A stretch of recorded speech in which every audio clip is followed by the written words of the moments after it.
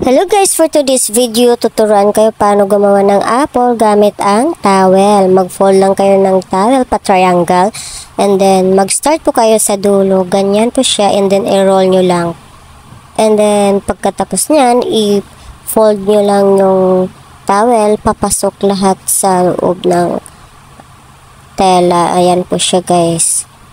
I-push nyo lang po siya, papasok sa loob and then mag-iwan lang po kayo ng konting tela na magsiserve bilang kanyang dahon. Ayan po siya, diba guys? Pwede po yan pang souvenir sa mga birthday.